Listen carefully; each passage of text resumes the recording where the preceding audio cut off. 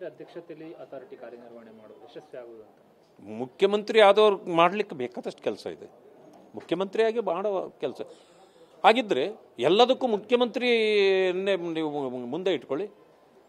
ಅಂದಮೇಲೆ ಅದು ಕಾರ್ಪೊರೇಷನ್ ಹೆಂಗಾಗತ್ತೆ? ಮುಖ್ಯಮಂತ್ರಿಗಳ ಕೈ ಕೆಳಗೆ ನೀವು ಅವರೇ ಅಥಾರಿಟಿ ಆದರೆ ಅವ್ರಿಗೆ ಎಲೆಕ್ಟೆಡ್ ರೆಪ್ರೆಸೆಂಟೇಟಿವ್ ಕೆಲಸ ಏನು? ಎಲ್ಲದಕ್ಕೂ ಮುಖ್ಯಮಂತ್ರಿಗಳೇ ಆಗೋದಾದರೆ ಮತ್ತೆ ಮೇಯರ್ ಯಾಕೆ ಬೇಕು ನಿಮಗೆ? ಅಥಾರಿಟಿ ಯಾಕೆ ಬೇಕು ನಿಮಗೆ? ಅದನ್ನು ಕೂಡ ಸರ್ಕಾರದ ಜೊತೆಯಲ್ಲಿ ಸೇರಿಸ್ಬಿಡಿ, ಅದನ್ನು ನೋಡ್ಕೊಂಡ್ರಿ, ಮುಖ್ಯಮಂತ್ರಿಗಳನ್ನು ನೋಡ್ಕೊಂಡು ಹೋಗಲಿ, ಏನಾಯಿತು? ಆ ರೀತಿ ಹಲವಾರು ಗೊಂದಲಗಳಿದೆ.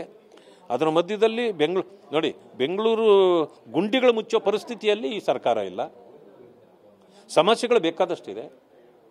ಮಾತೆತ್ತಿದ್ರೆ ಎಲ್ಲದಕ್ಕೂ ಟ್ಯಾಕ್ಸು ಸ್ಕ್ವೈರ್ ಫೀಟ್ ಮೇಲೆ ಎಲ್ಲನೂ ಲೆಕ್ಕ ಹಾಕ್ತಾ ಇದ್ದೀರಿ. ಮುಗಿದೋಗಿದೆಯಲ್ಲ, ಇನ್ನೇನಿದೆ? ಇನ್ಯಾವುದನ್ನು ಹಂಚ್ಕೊಳ್ಳಿಕ್ಕೆ ಇದು ಮಾಡಿದ್ದೀರಿ?